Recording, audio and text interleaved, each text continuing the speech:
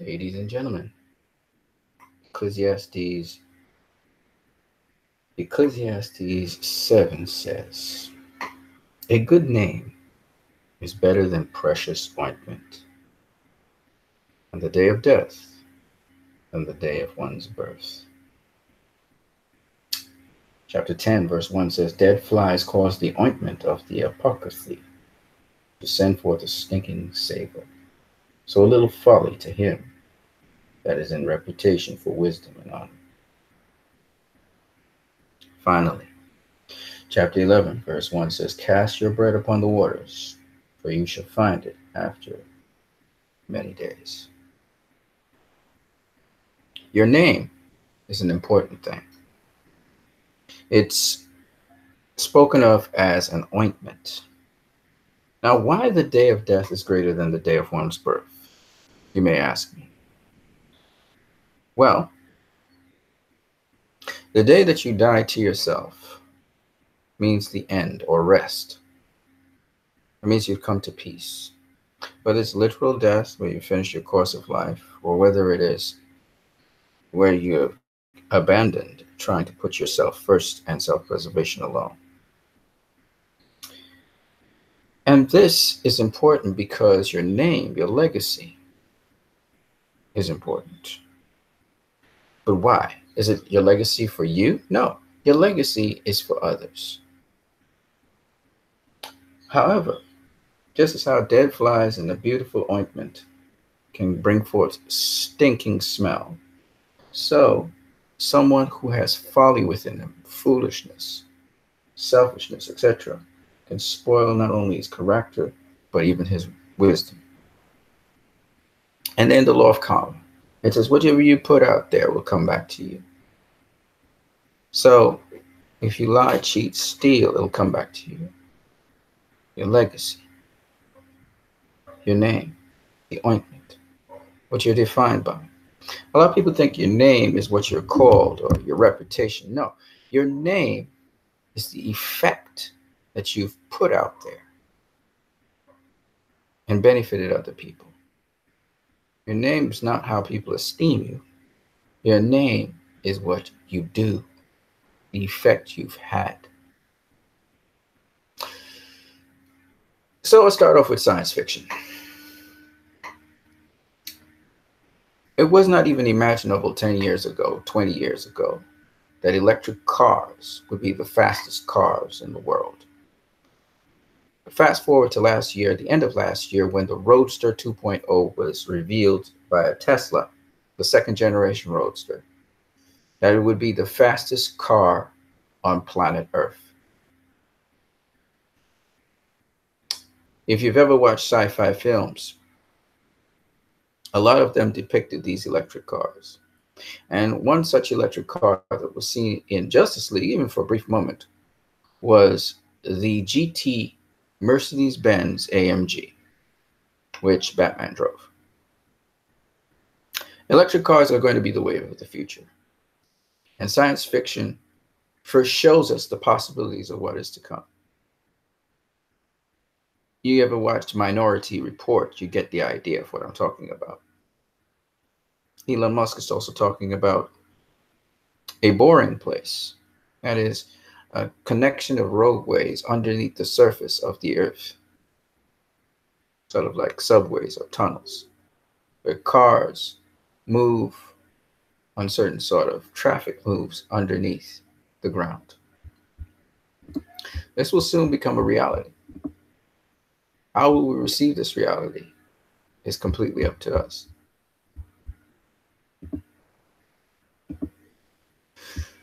I want to talk to you guys also about something else that has now become possible. Remember the Jetsons, where you saw the vehicles flying all around? One man on CBS News very recently talked about one step closer to flying cars. Literally, these flying vehicles now, due to, again, electric motors. The electric motor is revolutionizing everything, able to produce the kind of force necessary for these flying cars to happen. So yes, the age of the Jetsons is not that far away from us. And they've test piloted these cars unmanned and manned thousands of runs. And in Silicon Valley, they're ready to launch this product to the world. Electric cars and electric motors are really changing the way everything is being conducted. We have electric trucks that will be on our roads very soon. And we're not talking about slow electric trucks, very fast vehicles. The wave of clean energy transport is coming upon us. It's only a matter of time. Science fiction made this possible. The legacy of someone trying to push the anvil for progress, for the future, for good. I wanted to point out that if you spend your time on things you love, no matter if you're obsessed with them or whatever, it's going to be good time. Especially if those things you love are good things. A lot of times the news, the media, and the world around us focuses a lot on negative things. While we must be wary of negative things, they should not be the focus of our attention. Our focus should be on things which are constructive. Which is why the Release the Snyder Cut movement is trying to focus on constructive things, constructive criticism. Very recently on Twitter, I listened to John Roca and a number of people in a Twitter feed talk about Batman v Superman. And there's this sentiment out there, a number of them, but one of the sentiments out there is that Batman v Superman was worst comic book movie. No one really likes Batman v Superman. It's not a great film. Zack Snyder's, again, fell short with this piece of movie. And I just want to show you a set of information that does not support that. And again, like the scripture says, like we just saw there with the science fiction progress, let's try to strive towards having a good name, a good legacy. And the only way that's going to happen is if we focus on good things, not waste our time in hating and frivolousness, which most of society seems to focus on. And now people are empty, disgruntled, never fulfilled. And they're taking it out on their entertainment now. Batman v Superman. Here are the facts to support Batman v Superman being a movie that a lot of people consider a masterpiece. One guy, John Roca, said he didn't think that Batman v Superman was a masterpiece. And so another guy was arguing with him, and he said, you don't have the data. What poll do you have to show this? Well, here's a poll. This poll is conducted by Matthew Driggers. And so far, it has amassed 800 votes. There's still a day left in the poll, as you can see right here. And out of these 800 votes, 81% of the people who voted consider Batman v Superman a masterpiece. 11% think they like it, 3% say they dislike it, and 5% hate it. That's interesting. And you put the percentages of those who liked it together, you get 92% of the people liked it. 8% of the people didn't like it. It's very interesting. Survey goes on. We'll see what happens as we continue in the future.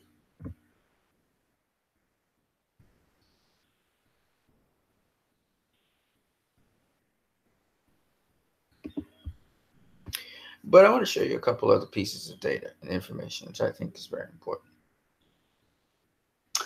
When you look at Batman v Superman, even after the fact the movie's come out and done its run and etc., it has 575,000 followers. Precisely 574,822 followers is the exact amount. When you look at Suicide Squad, it has 465,000 followers approximately, or 465,058 followers. That was the movie after. Wonder Woman movie. This is for the Wonder Woman movie, not Wonder Woman 84. They just kind of changed the promotion. Okay, 283,000 followers, or 283,009 followers exactly. When you look at Justice League, 205,000 followers, or 205,101 followers. You look at Aquaman, which is recently coming on stream, and he has 39,000 followers, or 39,192 followers. When you look at Shazam, Shazam has 27,000 followers, or 27,084 followers. Now, what this shows us here, if you look at that, is that Batman v Superman has more followers than Wonder Woman, which was a critically acclaimed movie, and universally everybody kind of loved it. Suicide Squad, which had more followers than even Wonder Woman, but that was to be expected because it was a big hoopla. It has more than any DCEU movie. It is the top movie that had interest in it, and still to this day, after all of that, it's the top movie with interest in the DCEU. Now, if you go to the MCU, it's a totally different figure. You get over millions of followers for each movie, regardless if it's crappy or not. And that's because they've built up themselves over the years and they have a devout following. But what is amazing to me is that out of all the movies, I don't have Man of Steel here because Man of Steel was not on Twitter for some reason. I don't know why. But when you look at it, the interest in Batman v Superman was still at an all-time high. It has not been matched since. Isn't that interesting? Let's keep it moving. I want to show you some more information concerning Batman v Superman. When you look at Man of Steel, the highest viewed trailer of Man of Steel was the official trailer number 3. It had 43,199,374 views. That's quite a lot of views. And that was a fantastic movie. It was controversial in terms of the critics and how critics mostly viewed it because of its ending particularly and what happened with Jonathan Kent. But at the end of the day, it was a fantastic movie. And still to me, to this day, it's a fantastic movie. That's how many views it had for Man of Steel. Let's look at Batman v Superman. Batman v Superman had a record 72,382,500 views for its Dawn of Justice Comic-Con trailer that came out, the very first trailer. Phenomenal. Okay. It was only beaten by Suicide Squad, where the interest in Suicide Squad went to an all-time high, 85,735,740 views. It was the all-time high in terms of interest for any DCEU movie. When you look at Wonder Woman, it was just a paltry 29,730,692 views, even though it was Comic-Con trailer, and the Comic-Con trailer was great. All the trailers for Wonder Woman actually decreased, and it's probably one of the smaller grossing trailers. In fact, I think it is the lowest viewed set of trailers in all of the DCEU movies. It's the lowest. When you look at Justice League, the highest viewed trailer for it was the sneak peek, and it was 40,797,127 views. So that was the last movie. Now we have Aquaman, which has 38 million so far, 304,405 views, which is very reasonable. It's very good for a first official trailer. Okay, so it's done very, very well.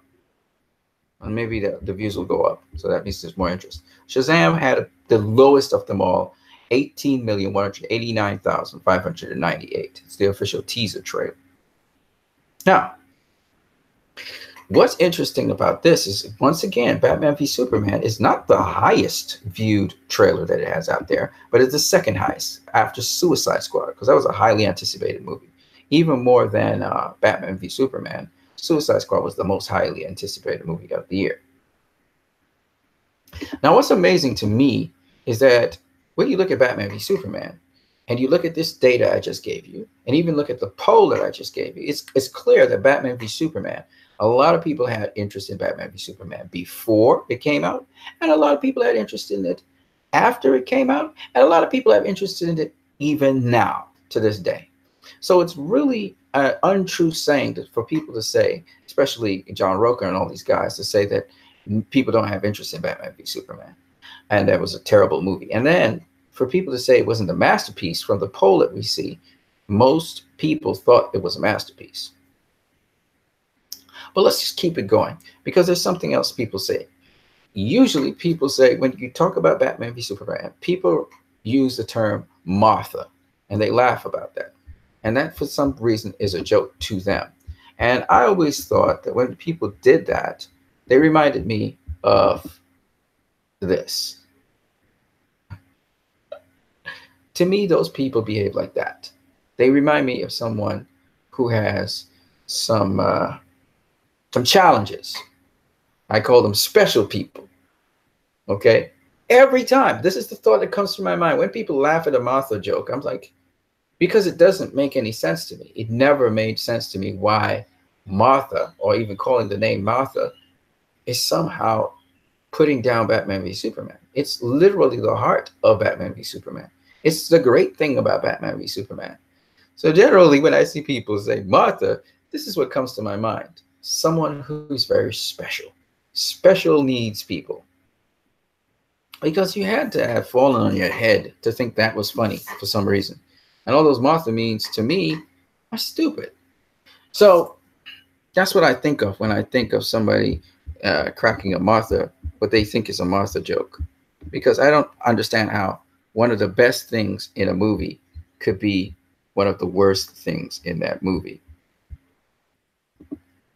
All right, let me just do a sound check to make sure you guys can hear me. Okay, great. All right, so let me move on.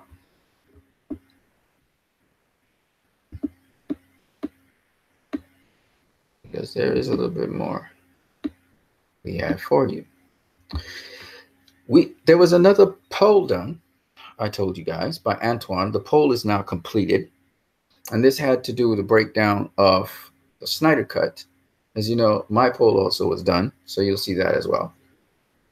Antoine did that poll, and it breaks down that 95% of the people want to see a Snyder Cut. And 5% of the people don't want to see a Snyder Cut. So that's even bigger figures than what I currently had in my last poll. And I thought that I would share that with you guys. And my most recent poll, which only has 740 votes at the point in time, the results of that poll you can't see here, but I do believe it's somewhere around 93, 94, even 95% at 740 something votes. I think we're close to 800 votes by now. So all of the information so far seems to state that Zack Snyder's films, again, would have made a lot more money if Warner Brothers just hadn't interfered with them. And I think that was the principal problem. But even more so, Batman v Superman was a sci-fi science fiction sort of work. And so that also is beautiful because not only does it point to our present situation and stuff in terms of psychology of people, but it also, to me, points to further down the road and possibilities of human abilities, etc. So, you know, I was really loving to see what kind of sci-fi approach they would have had for Justice League. And this is all the more reason why Justice League needs to come out, a Snyder Cut of Justice League, because to me, that sci-fi sort of application tells us that there's certain things that are possible and that there are certain tendencies that human beings have that is possible. And I felt like it wasn't fully explored in Justice League in a scientific sort of way as Zack Snyder was approaching it before. Let me see what you guys have to say in the comment section, first of all. Let me see what you guys are saying in the chat section, sorry. If anyone's saying anything in the chat section, no one's saying anything in the chat section. That's interesting. It is a Sunday afternoon, and people have to go back to school and stuff, so I guess that's the reason. But anyway, it's nice to have shared this video with you guys. Leave your comments in the comment section, and do always have a blessed day. I'm out. Peace.